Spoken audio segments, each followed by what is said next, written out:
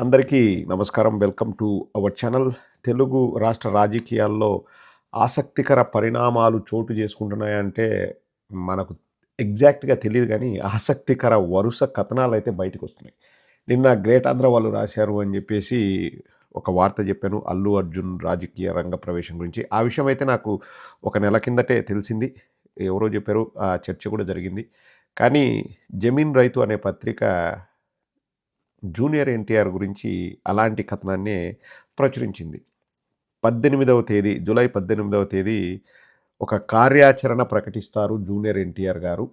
అంటే సేవా కార్యక్రమాలు వాళ్ళ అభిమానులతో ఎలా చేయబోతున్నారు నెక్స్ట్ 1 ఆర్ 2 ఇయర్స్ అన్నది ప్రకటించే అవకాశం ఉంది. లాస్ట్ 1 ఇయర్‌లో రాజకీయాల్లోకి ఎంటర్ అవుతారు అని జెప్పేసి ఒక కథనం చూసాం. ఇక్కడ జూనియర్ ఎన్టీఆర్ గారు సొంతంగా నిర్ణయం తీసుకున్నారా? లేకపోతే ఎవరి ప్రమేయమైనా ఉందా? అన్నది ఆసక్తికరం. చాలా చాలా ఆసక్తికరం అండి. అంటే అల్లు అర్జున్ డిసైడ్ అయినా, లేకపోతే జూనియర్ ఎన్టీఆర్ డిసైడ్ అయినా, ఇక్కడ చాలా ఇంట్రెస్టింగ్ థింగ్స్ ఉన్నాయండి. అంటే నేను ఒక అరగంట ఆలోచిస్తే చాలా డాట్స్ కనెక్ట్ అవుతున్నాయి. అల్లు అర్జున్ అండ్ జూనియర్ ఎన్టీఆర్ ఇద్దరూ ఒక రకంగా చెప్పాలంటే బాధితులే. జూనియర్ ఎన్టీఆర్ గారిని ఎంత దారుణంగా ఇప్పుడున్న టీడీపీ అంటే నందమూరి నారా ఫ్యామిలీ అంటే టీడీపీలో ఉన్న ఆ ఫ్యామిలీ ఎంతగా అవమానించిందో మనం చూసాం. ఒకటి జూనియర్ ఎన్టీఆర్ గారిని పూర్తిగా పెక్కన పెట్టారు అన్నదానికి చక్కటి ఉదాహరణ బాలకృష్ణకి పద్మభూషణ్ అవార్డు వచ్చిన సందర్భంగా వాళ్ళ ఇంట్లోనో లేకపోతే వాళ్ళ బ్యాక్ యార్డ్‌లోనో ఒక ఫ్యామిలీ గెట్ టుగెదర్ అరేంజ్ చేశారు. అందులో అందరిని పిలిచారు. ఈవెన్ దగ్గుబాటి పురంధేశ్వరి, వెంకటేశ్వరరావు అంటే వాళ్ళకి ఇంతకుముందు రాజకీయంగా గొడవలు ఉన్నాయి కదా! వాళ్ళని కూడా ఆహ్వానించారు. ఒక్క జూనియర్ ఎన్టీఆర్ అండ్ కళ్యాణ్ రామ్‌ని ఆహ్వానించలేదు. వాళ్ళిద్దరు లేరక్కడ. సో, ఫ్యామిలీ పరంగా పక్కన పెట్టారన్న దానికి అది చక్కటి ఉదాహరణ. ఇక రెండవది జూనియర్ ఎన్టీఆర్ వాళ్ళ అమ్మను అనంతపురం టీడీపీ ఎమ్మెల్యే ఫోన్ కాన్వర్సేషన్‌లో లకారాలతో దారుణాతి దారుణంగా తిట్టాడు. అండ్ ఆ పక్కన మాట్లాడిన వ్యక్తి, అవతల వ్యక్తి నేనే ఎమ్మెల్యే గారితో మాట్లాడాను. నేనే అని జెప్పేసి ఆ వ్యక్తి బయటికొచ్చేసి పబ్లిక్‌లో చెప్పాడు. తీవ్ర దుమారం రేగింది. జూనియర్ ఎన్టీఆర్ ఫ్యాన్సు అన్ని డిస్ట్రిక్ట్ హెడ్ క్వార్టర్స్‌లో, మండల హెడ్ క్వార్టర్స్‌లో నిరసనలు తెలియజేశారు.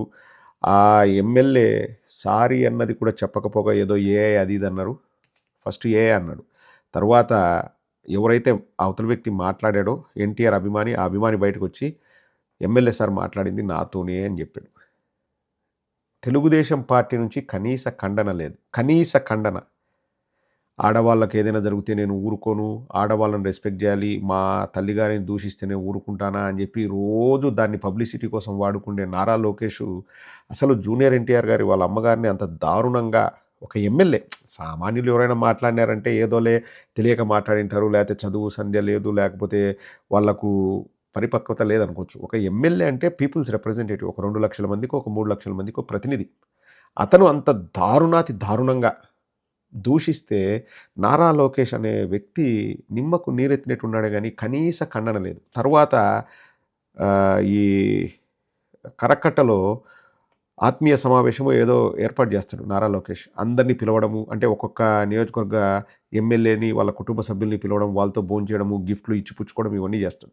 లకారాలతో తిట్టిన అనంతపురం ఎమ్మెల్యే వాళ్ళ కుటుంబాన్ని నారా లోకేష్ పిలిపించుకొని వాళ్ళకు బొకేలు ఇవ్వడము, గిఫ్ట్‌లు ఇవ్వడము, వాళ్ళు వీళ్ళకు ఏదో చిత్రపటాలు ఇవ్వడం ఇవన్నీ చేశారు. అంటే కలిసి కూర్చొని నవ్వుకుంటూ హాహాహాహా అని నవ్వుకుంటూ వాళ్ళు ఆ ఆహ్, సమావేశాన్ని చాలా అద్భుతంగా వాళ్ళు నడిపారు.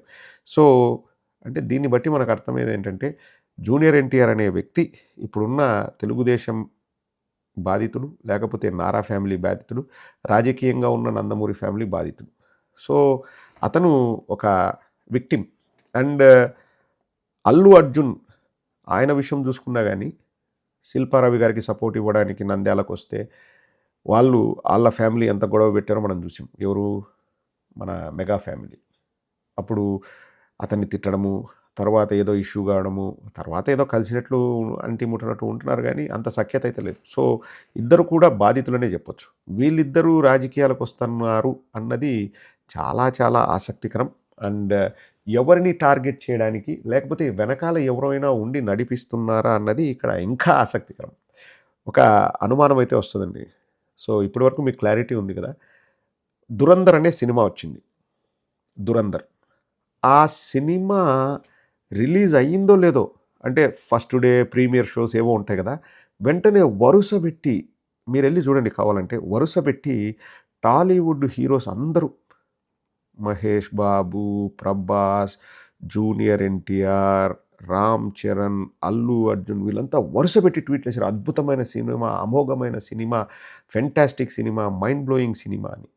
అంటే ఇంత ఫాస్ట్‌గా వీళ్ళు చూసి అందరూ కూడబలుక్కొని ట్విట్టర్ అంటారు కదా! ఎక్స్‌లో పోస్టులు పెట్టడం అన్నది చాలా చాలా అరుదు.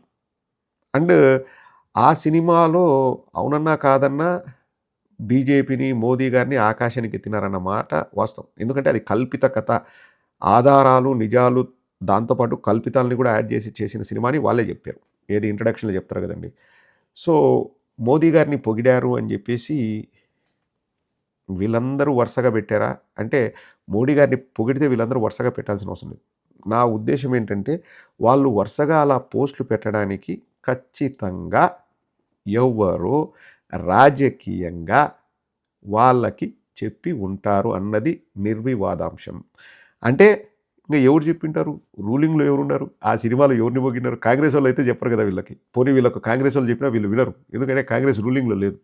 బీజేపీ రూలింగ్‌లో ఉంది. బీజేపీ వాళ్ళు ఖచ్చితంగా చెప్పింటారు. దానికి ఇంకో చక్కటి ఉదాహరణ మొన్నెక్కడో 'రామ్ చరణ్' ఈ 'పెద్ది' సినిమా ప్రమోషన్స్‌లో భాగంగా 'దురంధర్' గురించి మాట్లాడుతూ అవును 'దురంధర్' బాగుంది. మొన్నే నేను చూశాను.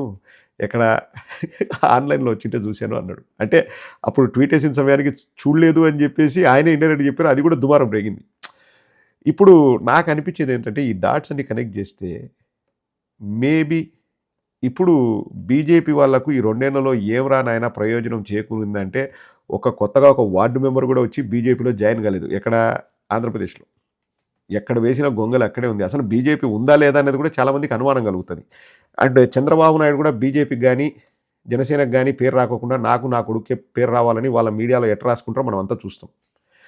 తర్వాత సరే ఏదో పవన్ కళ్యాణ్ పిచ్చి మాటలతో ఏదో తిక్క తిక్క మాటలు మాట్లాడుతూ రోజుకొక వేషం వేస్తూ ఏదో అతను ఏదో ఉనికిని కాపాడుకునే ప్రయత్నం చేస్తున్నాడు. కానీ ఈ కూటమిలో ఆటలో అరటిపండు, ఉప్పుకు చెప్ప ఎవరంటే బీజేపీ. బీజేపీకి నథింగ్. బీజేపీకి ఏమీ లాభం కాదు, నష్టమే. కూటమిలో ఉండడం వల్ల బఫూన్లు అయ్యేది బీజేపీ వాళ్ళు ఇప్పుడు రాష్ట్ర బీజేపీ. వాయిస్ లేదు. దిశానిర్దేశం చేసేవాళ్ళు లేరు. పట్టించుకునే నాథుడే లేడు.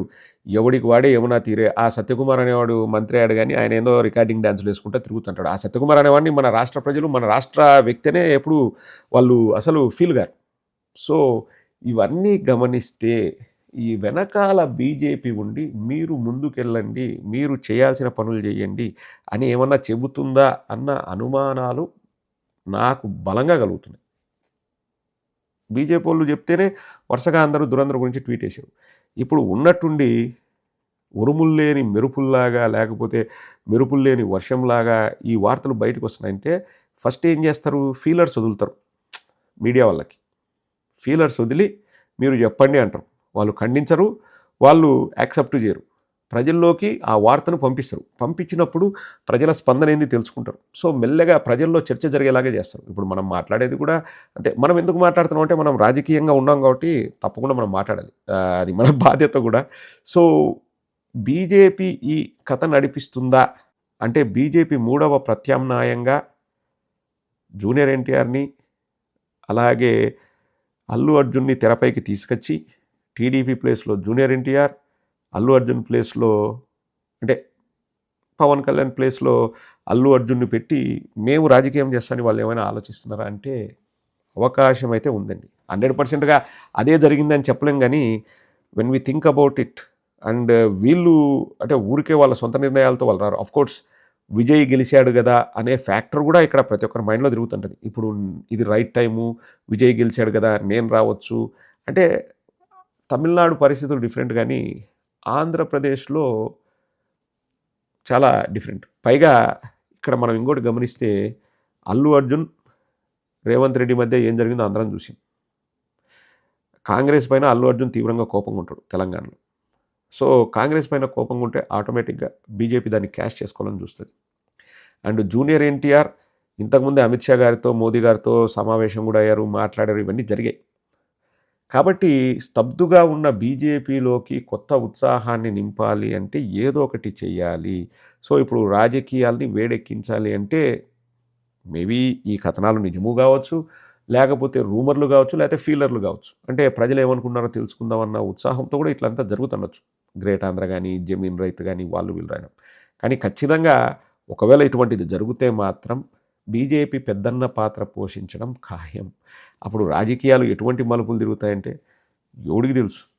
ఎవడికి తెలుసు ఏం మలుపులు తిరుగుతాయో? కానీ ఒకటి మాత్రం గ్యారంటీ. అల్లు అర్జున్ వస్తే బొక్కబడేది పవన్ కళ్యాణ్‌కి. జూనియర్ ఎన్టీఆర్ వస్తే దెబ్బబడేది నారా లోకేష్‌కి. వాళ్ళే డైరెక్ట్ కాంపిటీషన్.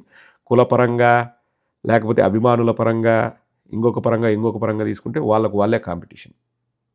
సో, ఇవన్నీ జరుగుతాయండి. ఇప్పుడు షర్మిల గారిని ఎందుకు పంపించరు? కాంగ్రెస్ వాళ్ళు ఆంధ్రాలో షర్మిల గారిని ఎందుకు పంపించరు? ఇవన్నీ పార్ట్ ఆఫ్ పొలిటికల్ గేమ్స్. కానీ షర్మిల గారికి దరిద్రం, దౌర్భాగ్యం ఏందంటే షర్మిల చంద్రబాబునో, పవన్ కళ్యాణ్‌నో తిట్టిందనుకోండి, ఏ పచ్చ మీడియాలో రాదు. అసలు వార్తే కాదది. వాళ్ళ అన్నను ఒక మాట అంటే అదొక పెద్ద వార్త అయితది. ఎందుకంటే పచ్చ మీడియా ఊదరగొడతది. సో, ఆంధ్ర రాష్ట్రంలో షర్మిల గురించి ప్రజలు ఏమనుకున్నారంటే ఏదో వాళ్ళ అన్న మీద అక్కస్తో వచ్చింది తప్పితే ఆమె వల్ల కాంగ్రెస్‌కి ఏం ఉపయోగం లేదన్న కాన్సెప్ట్ అయితే ఆంధ్ర రాష్ట్రంలో బలంగా ప్రజల్లోకి వెళ్ళిపోయింది. సో, షర్మిల బ్యాడ్ లక్ అది. ఇక షర్మిల గారు కొత్తగా సాధించేది ఏమీ లేదు. Nothing, nothing.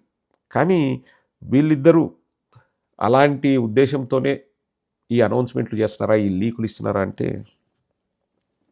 Will wait and see. Nothing else. Will wait and see what's going to happen. But మీరు కూడా ఒకసారి ఆలోచించండి. ఈ డాట్లన్నీ కలిపి మీకే అర్థమవుతుంది ఏంటనేది.